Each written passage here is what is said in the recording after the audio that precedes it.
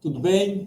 Boa tarde, boa noite para todo mundo que está nos assistindo ao vivo. A gente está iniciando aqui agora mais um W Talk, onde a gente gosta sempre de trazer pessoas importantes do meio de tecnologia, do meio de inovação, das startups, para trazer conteúdos aqui, dialogar com a gente sobre as principais pautas, né, do nosso mercado de atuação aqui no Brasil. Sobre a nossa live aqui de hoje, a gente tem um tempo estimado aí de 40 minutos, pode ser que se estenda um pouquinho, mas com certeza não vai passar de 1 hora. Nosso tempo estimado realmente é de 40 minutos. A gente já tem algumas perguntas prévias que foram encaminhadas aí para a gente durante a semana, mas quem tiver perguntas para fazer durante a live, vai encaminhando aqui no chat, que a gente vai fazendo na medida do possível, ok? Para a gente não perder tempo aqui também, já vou anunciar o nosso convidado de hoje. Nosso convidado é o Andrei Golfetto. O Andrei é um cara extremamente bacana. Eu conheci ele ano passado numa live da PUC e a gente teve a oportunidade depois de conversar lá no Cubo Itaú, em São Paulo, num evento presencial. O Andrei, ele tem especialização em transformação digital, é formado na área de administração, tem mestrado na área de empreendedorismo e inovação, tem passagens por empresas como o iFood, trabalhou como head de startups do Cubo Itaú, e eu gosto de falar sempre, né, é um cara que ele une muito a questão da teoria com a prática, porque ele realmente estuda, pesquisa, vai atrás, e está no mercado, coloca a mão na massa e se envolve bastante, e é um cara muito, muito, muito disposto para ajudar todas as empresas e todos os empreendedores. Não à toa que ele está aqui hoje conversando com a gente. O André, ele tem 29 anos, mora em São Paulo, é torcedor do Santos, não é um momento tão bom na fase da vida dele de futebol, mas é importante levar na esportiva, né? Andrei, seja bem-vindo, muito obrigado por estar aqui com a gente e boa noite aí para ti. Boa noite, André, obrigadão aí pelo convite.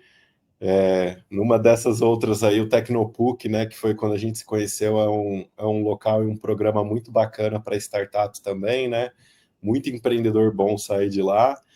André, que eu considero quase meu xará, porque todo mundo me chama de André.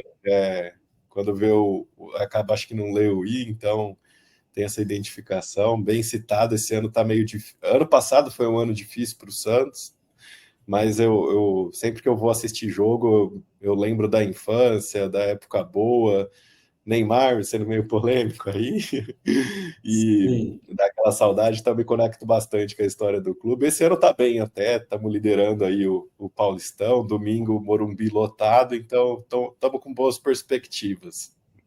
Tá certo. Embora na segunda divisão está num bom momento, não podemos negar. Legal, Andrei. André, eu falei um pouquinho aí do que tu já fez, o que tu já estudou, sei que tu dá aulas também, eventualmente, em algumas universidades, mas eu queria assim, que tu falasse do teu momento atual, o que tu está fazendo, tu está empreendendo, tu está em alguma startup, tu está em algum programa de aceleração, enfim, nos fala aí um pouquinho do teu momento atual. Ah, legal, não, muito boa essa pergunta, né? Eu acabei tendo uma trajetória bem diferente da maioria das pessoas que eu conhecia na época da faculdade, que foram para multinacionais, consultoria estratégica, banco de investimento. Eu comecei minha trajetória numa aceleradora de startups e isso me fez conhecer muito novo mais de 500 empreendedores, startups e negócios, né? E desde então, com a passagem que eu tive no iFood, no Gestão 4.0, no próprio Cubo Itaú também tinha um universo bem grande de startups qualificadas, você vai se envolvendo em muitos programas de mentoria, né? Então, hoje, além do programa da mentoria, também mentoria para o pessoal do Centro de Empreendedorismo da USP, da GV, do INSPER, e várias outras aceleradoras, parques tecnológicos, incubadoras. Então, hoje, sempre do meu dia, eu dedico quase 2 horas só mentorando e ajudando startups, que é algo que me gera muitos frutos também, né? Acho que quando você ajuda alguém, tudo isso volta para você, né? Então, eu continuo em contato aí com várias das startups, é um hábito que eu gosto de fazer diário, porque eu sempre aprendo pra caramba quando eu ajudo uma startup. Geralmente, quando eu converso com os empreendedores, eu percebo que as startups possuem 3 grandes desafios. Um é como ter mais acesso a clientes, então pega toda a jornada de atrair, reter e crescer os clientes, como conseguir capital, né, acesso a investidores, então como captar investimento, usar o valor do investimento e depois captar mais também. E o terceiro elemento, que eu acho que é que você poderia dar aula, né, é a atração de talentos, como trazer boas pessoas, reter essas pessoas e crescer essas pessoas, né, porque eu percebo um padrão que o que mais mata as startups também é que chega um momento que a startup, o negócio cresceu tanto e o nível de conhecimento, a capacidade intelectual e as habilidades dos colaboradores não cresceu na necessidade dos negócios, ela acaba ficando meio que até limitada. Então, diariamente, eu sempre estou mentorando startups. Hoje eu estou trabalhando numa fintech britânica de meio de pagamento, que chama Primefy. A gente ajuda empresas a crescerem por meio de um meio de pagamento que tem boa taxa de conversão, usabilidade, não tem mensalidade, as taxas são transparentes, é fácil a integração, customização também. E, em paralelo, também estou apoiando bastante uma aceleradora de Floripa chamada 49 Educação, tanto no processo de avaliar startups, quanto tocar projetos aí de inovação com grandes empresas também. Então, hoje, profissionalmente, estou exercendo essas duas funções, e, em paralelo, a gente está inserido aí num monte de programa, mentoria. Acabei o mestrado ano que vem, agora estou fazendo planejamento aí para o doutorado também, então estou na etapa aí de definir a pesquisa, estou indo aí para a minha terceira pesquisa acadêmica, fiz um primeiro ciclo de avaliar qual que era o impacto das startups no Brasil. Então, eu peguei as ODS, tirei uma amostra de quase 400 startups, a gente correlacionou para entender como que as startups ajudam no desenvolvimento do país. E a ODS destaque foi trabalho decente, crescimento econômico, muito porque as startups, elas representam, assim, menos de 1% das empresas. Só que elas crescem tanto no volume de pessoas, no volume de clientes, no faturamento, a captação de investimento, que elas acabam gerando quase metade dos novos empregos, as startups. Então, tem um impacto isso em emprego, renda, inclusão, sensacional, né? Movimenta muito a economia, gera muita inovação e transformação para todos os setores. Essa foi a primeira pesquisa que eu fiz. E a segunda que eu concluí recente foi sobre o impacto das comunidades de startups no ecossistema, né? O Brasil tem mais de 70 comunidades empreendedoras espalhadas em todo o país. Elas possuem um papel super importante, porque hoje 90% da indústria de capital de risco que financia as startups, ela é concentrada em São Paulo. Então, as comunidades, elas servem como uma forma de democratizar, né, esse acesso e levar mais oportunidades, e fora o trabalho de base de fomento, né, de você estimular a criação e geração de novas startups também, né? E aí agora para essa terceira do doutorado, eu ainda estou pensando aí o que eu vou estudar, alguma coisa de inteligência artificial, desafios de crescimento. Eu sempre gosto de relacionar aí duas variáveis também, então esse ano eu tirei para bolar o projeto e descansar, e ano que vem anuncio aí onde que eu escolhi fazer o doutorado também. Tá com uma agenda bem cheia, então, né, pelo visto. Mas, Andrei, falando um pouquinho assim, né, tu já comentou ali um pouquinho sobre a questão de pessoas. A gente tem uma pergunta aqui que foi encaminhada para a gente durante essa semana para te fazer, que é a seguinte: dentro da tua trajetória, né, junto às startups e empreendedores e tal, quais as características pessoais que os profissionais que dão certo possuem? O que tu vê assim, dos profissionais que realmente dão certo enquanto empreendedores, seja numa empresa tradicional ou numa startup? Enfim, ótima pergunta. Que tu vê, assim? Boa, não, a audiência de vocês está qualificada, hein? Eu sou fascinado, assim, por desenvolvimento pessoal, estudar, fazer plano de desenvolvimento individual. Dou muita mentoria disso também para jovens e pessoas em começo de carreira ou meio também, ou até quem está querendo fazer uma transição. E existem dois frameworks e metodologias que eu sempre gosto de indicar, que eu acho que o ideal é a gente, enquanto profissional, ler, ter contato com eles e depois fazer um mix para desenvolver as habilidades que são importantes para a gente, né? Um lado é uma metodologia já que tem 3 décadas praticamente, não é nada muito novo, mas o velho dá resultado, né? Então, são as características do comportamento empreendedor, do Empretec. O Empretec é um programa global das Nações Unidas para promover comportamento empreendedor e empresários.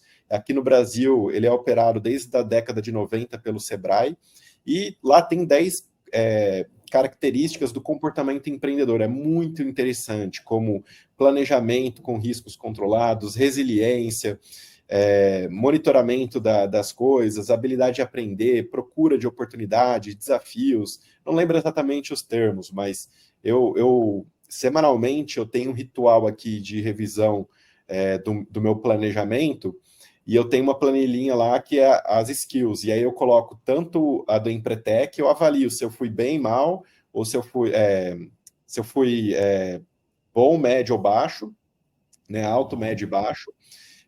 E a outra que eu uso muito, que aí ela é mais técnica, ela pega quase que nas hard skills, são as 15 habilidades do futuro do Fórum Econômico Mundial.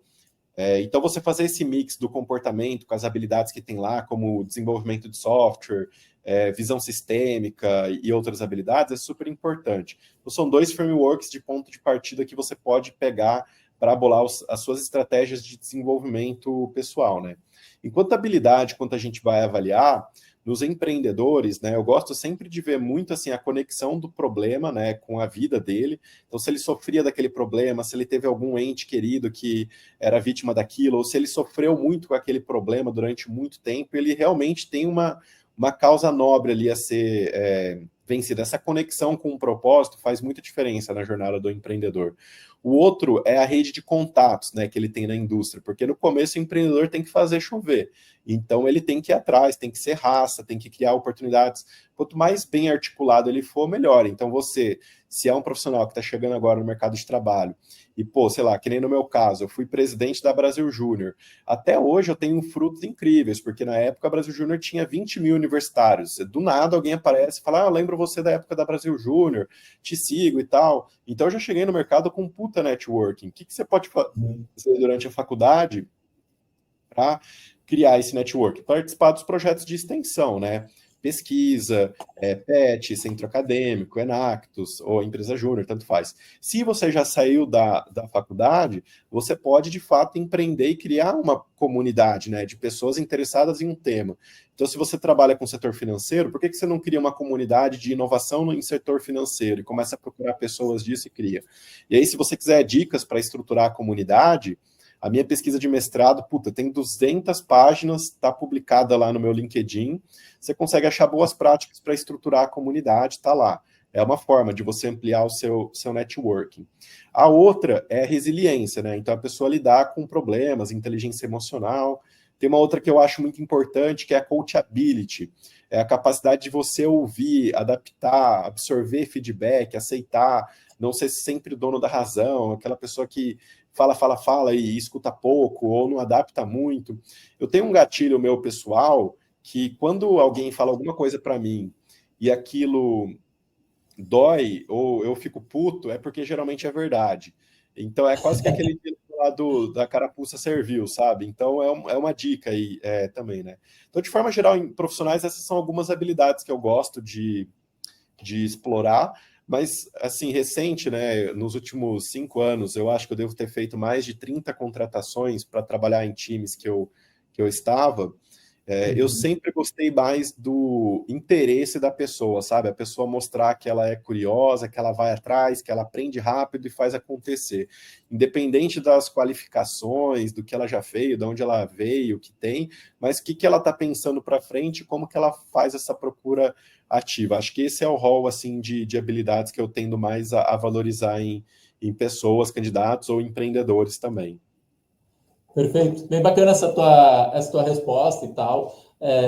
Até porque na WK a gente tem um programa que é o Study and Go, que é um programa de inclusão de novos profissionais no mercado de trabalho, né, profissionais que não têm experiência, e a gente busca para participar desse programa justamente pessoas que tenham muita vontade, muita disposição, muito interesse, independente do seu conhecimento técnico.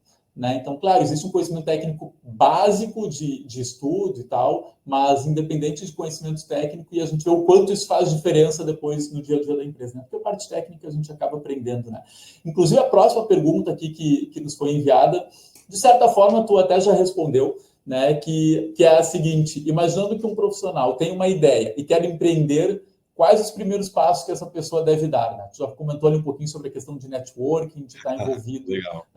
De criar uma rede, mas além dessa questão do relacionamento, né, ou do vínculo, né, do propósito da pessoa pessoal com o seu negócio, tem alguma outra sugestão, alguma outra dica para quem Legal. quer iniciar um negócio? Ótimo.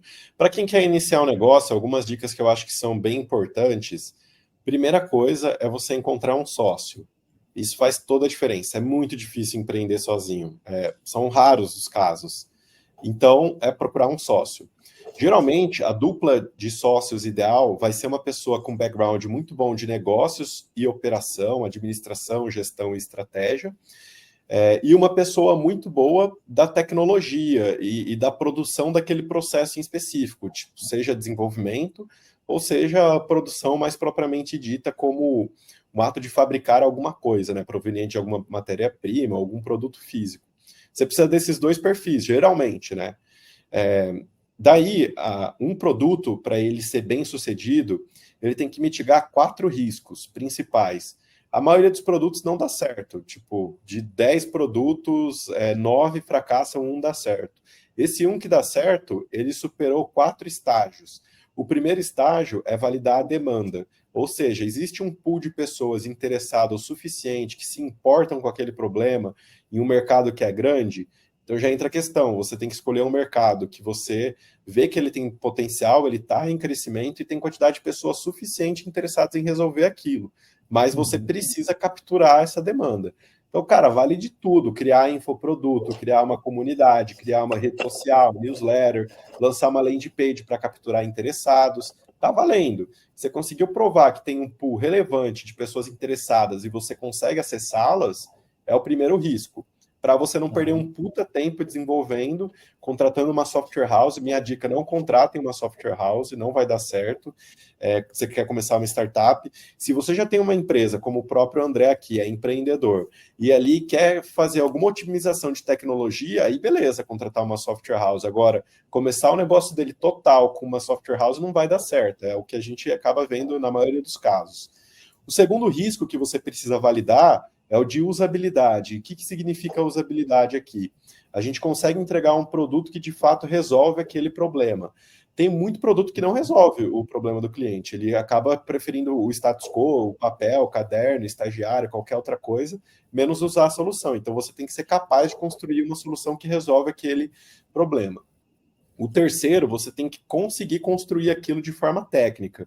É o risco de viabilidade técnica. Ou seja, a gente domina a tecnologia para construir, porque a tecnologia é o que vai conseguir tornar a startup escalável, que vai ter um modelo que vai crescer, vai ser replicável, vai ter um alcance bastante grande. É isso que diferencia uma startup de uma grande empresa, né? A startup ela tem um potencial de crescimento que as receitas crescem desproporcional à estrutura de custos e despesas. Ou seja, se no iFood a gente dobrasse a quantidade de restaurantes, a gente não precisava dobrar a quantidade de funcionários. Agora, se a gente está num restaurante e vai dobrar a quantidade de clientes, provavelmente a gente vai ter que dobrar a quantidade de colaboradores, forno, matéria-prima. Então, essa é a diferença de um startup para uma empresa tradicional. E o quarto risco é o risco de viabilidade de negócio, ou seja, conseguimos ter uma empresa que para de pé, conseguimos de fato monetizar. Porque um erro que acontece, você cria muito valor para o seu cliente, você entrega esse valor para o seu cliente, mas você não consegue capturar o valor que banca e faz esse modelo de negócio parar de pé. Então tem essa relação a ser explorada. Geralmente você não precisa atacar todos esses problemas de uma vez. Geralmente, na etapa de ideação, até encontrar o fundador, o mercado, e ir pensando, a pessoa começa a empreender meio período, leva 2 anos, aí você entra na etapa de validação, até encontrar o encaixe com o mercado. Também é 2, 3 anos em validação, já se passaram 5 na média brasileira. Aí você vai para a parte técnica do coisa, o negócio consegue ter estrutura e escala, a arquitetura é boa para conseguir escalar um negócio. Também vai mais 2, 3 anos de crescimento acelerado, até chegar no último patamar de escala, que é quando a empresa tem que fazer e fechar a conta e se pagar. É quase uma jornada de 7 a 10 anos também, né? Então dá para ir tendo esses steps de pouquinho em pouquinho. O importante é começar a aprender. Quanto antes lançar o produto, pegar feedback, melhor, né? Para você ir aprendendo e validando as coisas e fundamentando bem um passo de cada vez, né? Legal. E já falando sobre produto, né? Como é que a gente diminui a chance de erro e, ao mesmo tempo, quando que a gente assume que deu errado, que o produto não deu certo? Porque a gente vê isso em startup acontece muito, né? Mas, assim, como que a gente faz para diminuir a chance de erro e em que momento a gente realmente vai, não deu certo, fecha tudo e vamos partir para a próxima? Geralmente, um produto, ele vai dar errado porque ninguém se interessou, né? Ou porque a distribuição foi ruim. Mas o que eu daria de dica aqui e de recomendação para você evitar esforço, retrabalho e ninguém perder tempo, né? Como você pode ter formas de evitar isso? O primeiro é fazer uma pesquisa de mercado dimensionando o tamanho da oportunidade. Então você pega, dado o setor que você vai trabalhar, qual é o público-alvo que você quer atender, em qual etapa da cadeia de valor. Como que você vai se posicionar? Qual vai ser o ticket? E aí, o maior erro que tem é você querer agradar todo mundo, não tem como. Então, pega, por exemplo, 5 tipos de público-alvo e prioriza eles da seguinte forma, usando 3 variáveis: frequência, volume e valor. Frequência é quantas vezes aqueles clientes usam o produto. Volume, quantos clientes potenciais existem. E valor, quanto que eles gastam para resolver aquele problema hoje. Com essas 3 variáveis, frequência, volume e valor, que é a quantidade, o volume e o valor investido, você vai conseguir ter uma noção de priorização para onde atacar que tem maior oportunidade. Já é uma forma de você mitigar. A outra é você gerar bastante demanda e interessados. Já é uma forma de você mitigar o insucesso da distribuição também. A outra é começar não querendo resolver tudo. Resolve um problema em específico. Então, mapeia toda a cadeia, toda a jornada, o que o cliente faz antes, o que o cliente faz durante, o que o cliente faz depois do que a gente está querendo resolver. E foca em uma etapa. Como que você pode saber onde focar? Você pode pegar o setor da sua startup, se é financeiro, como a Primefy, que eu trabalho, é uma fintech, se é de educação, uma edtech, e assim sucessivamente, health tech, retail tech, marketing, martech, por aí vai. Você vai achar reports disponíveis, reports do Distrito, reports da Liga Ventures, reports do Sling Hub e vários outros. Lá nesses reports, você vai ter uma relação de 100 a 300 startups por cada um dos setores que existem. Pega essas 100 startups, passa um dia olhando o site de todo mundo. É um exercício que vale muito a pena para você aprender, para você saber como o pessoal se vende, qual o público, qual o preço, qual que é o modelo. Para você colocar isso numa planilha, dentro da cadeia de valor, dentro do público, comparar com outras variáveis como preço, modelo de negócio, clientes e afins, e você perceber nesse landscape onde tem um white space, para você não fazer mais do mesmo, né? E para você conseguir se posicionar de uma forma mais diferente, né? Então, isso é muito relevante. E aí, com isso, você faz essa análise e consegue ter um direcionamento melhor por onde começar. Claro que você pode ter um roadmap, né? De now, next, later, o que a gente ataca agora, aprende tal, e depois, e por aí vai. E o seu objetivo até é encontrar o product market fit, né? Essa grande demanda, validação do mercado de que, de fato, existe esse problema a ser resolvido, você consegue resolver, tem esse encaixe do seu produto com o mercado. Quando que é a hora de descontinuar? Cara, é quando você não está conseguindo ter mais novos clientes, quando os clientes não estão voltando a usar, quando o time já está desmotivado, quando você perdeu o gás, a energia. Tem vários fatores assim que a gente poderia estar pincelando e falando aqui, mas eu acho que a gente tem que ir tendo mudanças incrementais, né? Então vai mudando a rota, muda o preço, muda o público-alvo, muda a comunicação, muda o modelo de cobrança, muda uma feature, muda aquilo, vai fazendo esses ajustes a cada semana e validando. Deu impacto? Ajudou ou não? Se não, se a gente não sabe o que está acontecendo, vai falar com o cliente, sabe? Eu acostumei a ter o cliente startup e criei o hábito. Todo dia eu falo com 2 startups meia hora, é religioso, é sagrado. E toda vez que eu falo com uma startup, eu pergunto, qual que é o seu principal desafio? O que está te tirando o sono? Como que eu posso te ajudar mais? Como é que estão as coisas?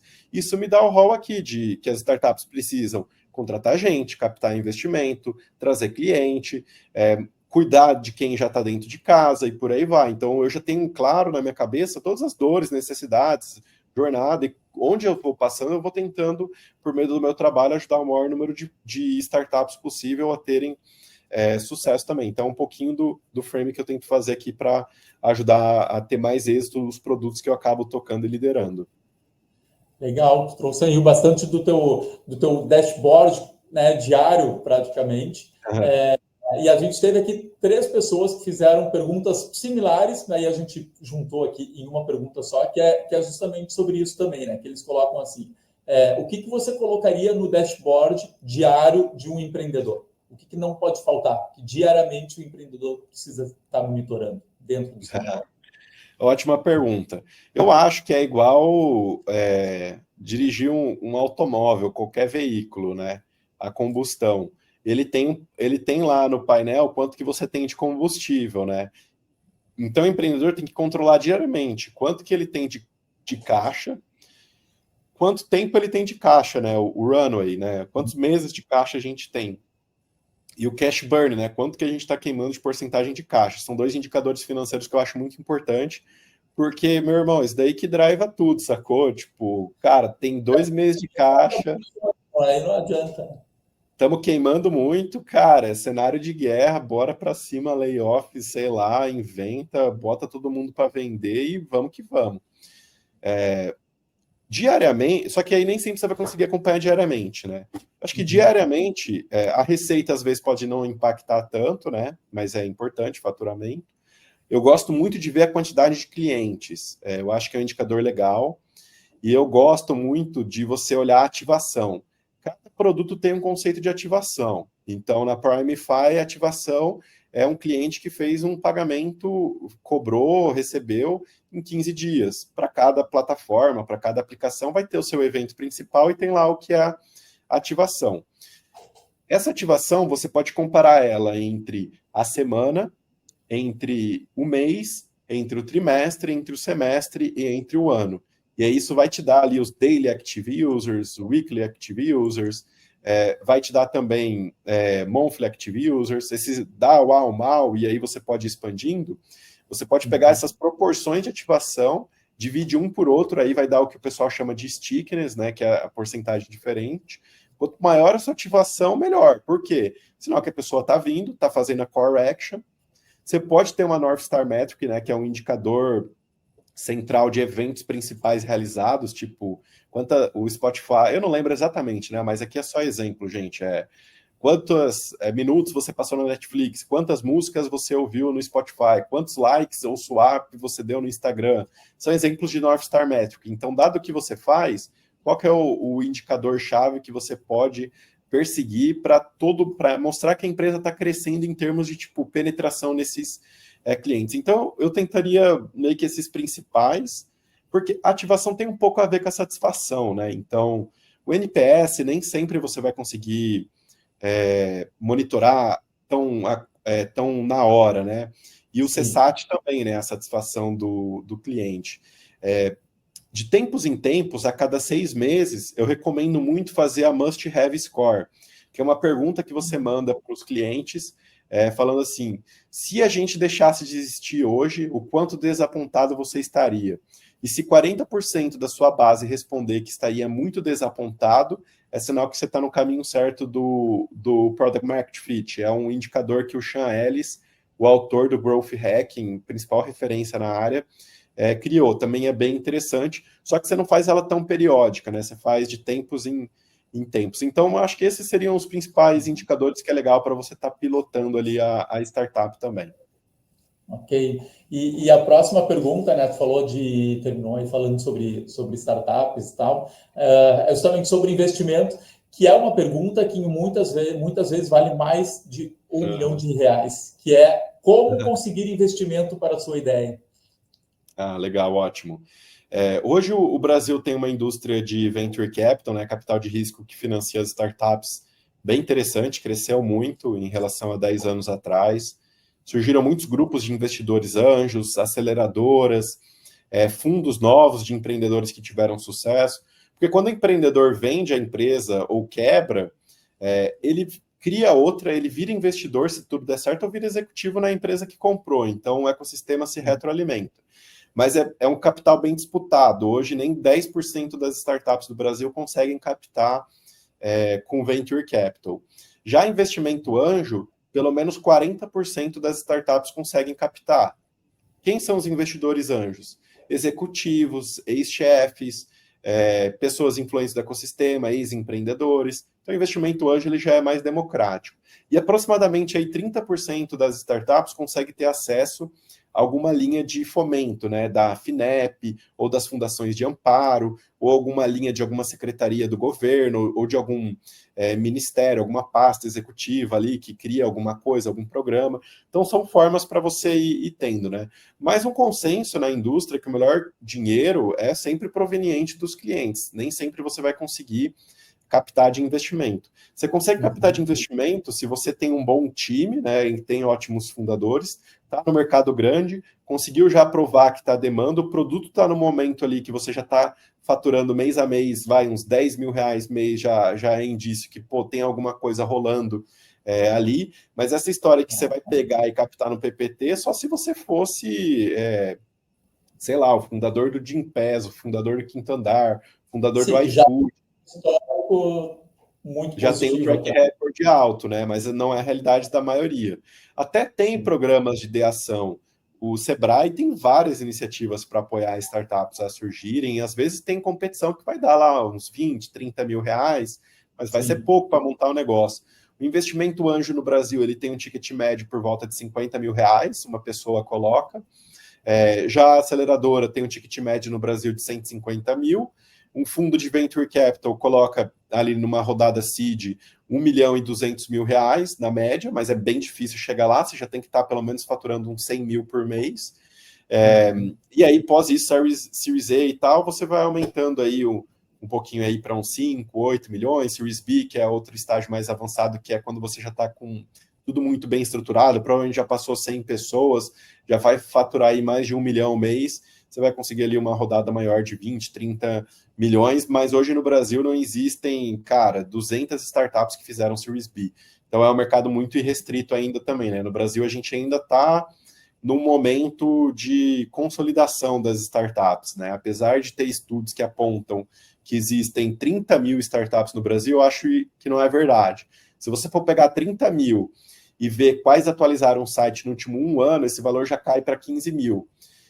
As que faturam, isso daí já vai cair para 10 mil. As que captaram investimento já vai cair ali para umas 6 mil também. Então, cara, são 6 mil startups financiadas que existem no Brasil. É um universo muito pequeno perto do total. Por Venture Capital, cara, é menor ainda, sabe? Então, por isso que tipo, ainda tem muita oportunidade, sabe? De crescimento e consolidação também. Tá, bacana. E tu comentou ali antes, né, sobre a importância da equipe para receber um investimento. Falando sobre estruturar a equipe ou contratar uma pessoa, né, para dentro da tua empresa, o que tu diria, assim, o que tu acha que é importante fazer para evitar falhas, né? Tu já comentou um pouquinho antes ali também sobre, né, buscar pessoas que realmente são com muito sangue no olho, mas dentro do processo de seleção, assim, o que tu vê que é importante fazer para evitar as falhas? Pô, dentro do processo de seleção, primeira coisa que a maioria da galera não faz, double check, referência. Jamais você contrata alguém sem bater um papo com pelo menos 2 ou 3 pessoas que já trabalharam com aquela pessoa. Olha, estou numa posição, vou contratar o fulano, como é que foi quando vocês trabalharam junto? Tem algum ponto de atenção? Referência é o principal meio de não errar. O outro é você minimamente ter alguma convivência, experiência prévia com a pessoa. Então, você contratar a pessoa como consultor, dar um projeto em específico, começa a namorar, vai indo aos poucos, começa a conviver, já é totalmente diferente. A sua chance de acertar vai ser muito maior também. O outro é a indicação de colaboradores atuais, né? Porque a pessoa indicando não vai querer indicar alguém para se queimar também. Acho que seriam 3 estratégias para dar uma olhada, né? E tentar analisar o perfil empreendedor da pessoa, o quão match ela tem com as habilidades do futuro, aquelas competências que a gente já falou e por aí vai também, né? Achei interessante que tu falou sobre buscar referências, porque é algo que eu vejo que há um tempo atrás as pessoas faziam muito, né? Buscar referências da pessoa. Hoje parece que as empresas buscam menos referência, porque daqui a pouco tem mais acesso à rede social e acha que aquilo ali tá ok, já vi as referências. Mas, embora a gente tenha muito mais acesso à informação e a comunicação é muito mais fácil, eu tenho visto que as empresas têm buscado menos referência das pessoas para contratar do que antigamente. Antigamente, a questão de ligar para a empresa onde a pessoa trabalhou, querer saber e tal. Hoje, parece Exato. que parece um pouco menos, mas Claro que tem o risco, importante, né? claro que tem o risco da referência, né?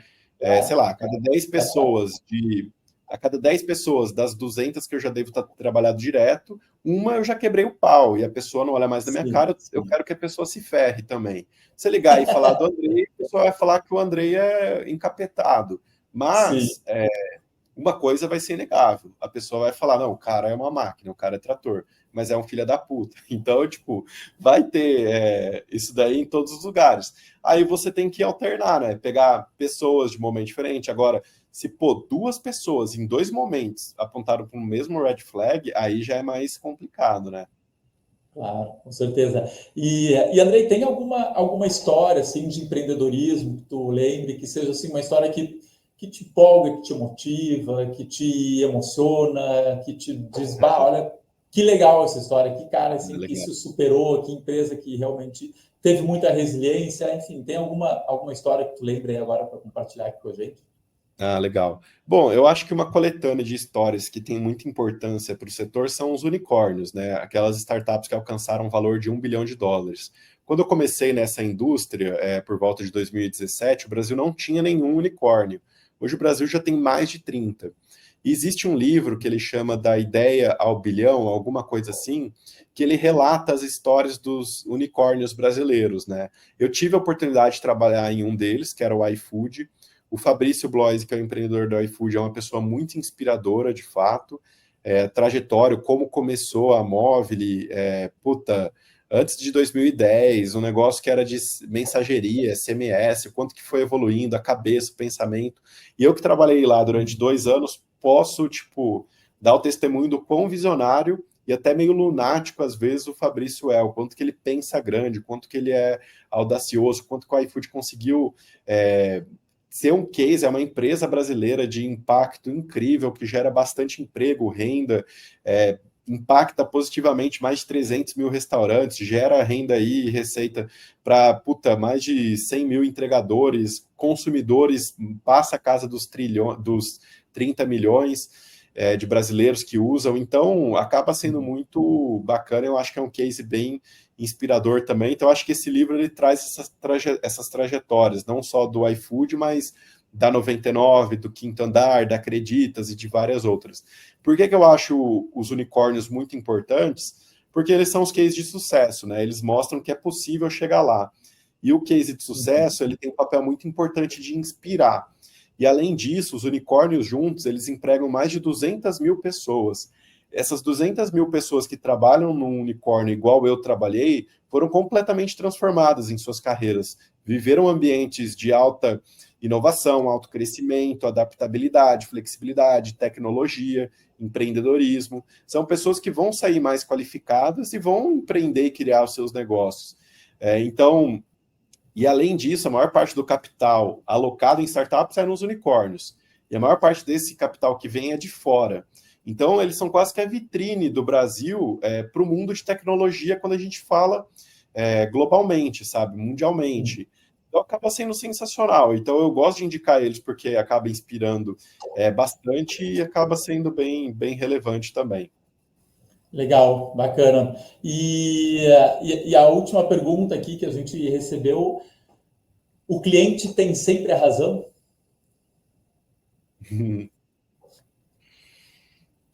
É uma ótima pergunta. O cliente tem sempre razão, né?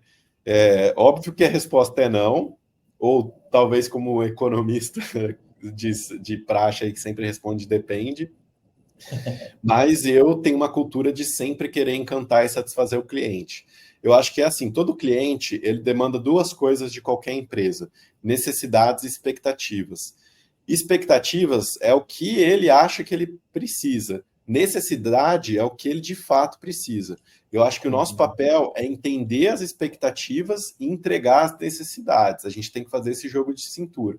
Então, o cliente ele pode ter sempre razão, mas a gente tem que fazer esse filtro.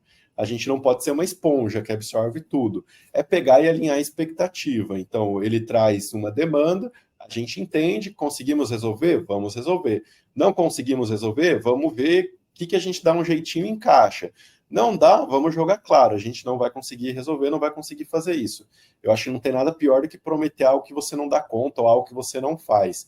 Também isso impacta posicionamento, reputação, a satisfação do cliente, por aí vai. Então, a minha análise, quando eu vejo o cliente tem sempre a razão ou não, vai um pouco nessa linha. Necessidade, expectativa, alinhar as duas partes e fazer o que é possível para encantá-lo. Legal, gente. Muito obrigado aí pela resposta. A gente está finalizando aqui. Quem quiser conversar mais com o Andrei, só seguir ele aí no Instagram, LinkedIn, YouTube. O Andrei tem bastante conteúdo lá no YouTube também. Está meio desatualizado, mas tem um acerto. Não, mas tem bastante coisa lá que eu vi, bastante coisa, embora talvez tu não tenha postado vídeos recentes, mas tem muito vídeo ali que eu vou retomar aí, pretendo retomar esse ano. Mas também tem a questão dos eventos, né, André? A gente está aí há pouco mais de... Daqui a pouco, a gente está há um mês, na verdade, do South Summit Brasil, que acontece em Porto Alegre, mas também tem outros eventos que acontecem aí durante o ano e que muitas vezes para empreendedores, principalmente para startups, é importante estar, né? Então, tu tem algumas dicas aí ou sugestões de eventos importantes para estar em 2024? Ah, legal. Acho que assim, no circuito de inovação, eventos que são muito relevantes para startups, empreendedorismo, tecnologia e inovação. Eu destacaria o South Summit, que acontece agora em março, no sul, aí onde você está, né? Então, é um evento incrível, participa muita gente de bastante relevância. O Web Summit no Rio de Janeiro. O Web Summit é o principal evento de tecnologia e startups do mundo. A edição brasileira está dando show, então também vale super a pena estar no circuito. Descendo um pouquinho para Floripa, o Startup Summit tem muita relevância também, acontece em Santa Catarina. É um evento que cada vez está maior e acaba sendo legal. Fechando aí um pouquinho mais para o final do ano, tem o CASE, que é a Conferência Anual de Startups e Empreendedorismo, da AB Startups. Acho que esses seriam 4 assim, iniciais, que se você escolher um ou dois para ir esse ano, você já vai gostar, já vai ter contato com esse ambiente de startups, com todo o ecossistema, e vai criando essa cadência de ter esses relacionamentos e acesso a um conteúdo bom, networking bom, pessoas boas, e dar uma oxigenada aí nas ideias, na cabeça. Legal, Andrei. Obrigado. Não sei se tu quer dar um último recado aí para o pessoal, te despedir, fica bem à vontade. Não, valeu aí para quem acompanhou, fico super à disposição, quem quiser trocar mais também. LinkedIn, sou um pouco mais ativo, sério, profissionalmente. Instagram, posto muita besteira de time, cachorra, mulher, esposa, né, no caso, capitã Dona Onça que manda em tudo. Então, o LinkedIn acaba sendo a mais recomendada aí, quem quiser manter o contato profissional e aprender. Legal. Obrigado aí pela tua disponibilidade, obrigado por compartilhar aí o teu conhecimento com a gente. Tenho certeza que com certeza bastante gente vai aprender muito, né, com o que ouviu aqui, ou então foi só uma faísquinha também para começar a te acompanhar aí nas redes e tal.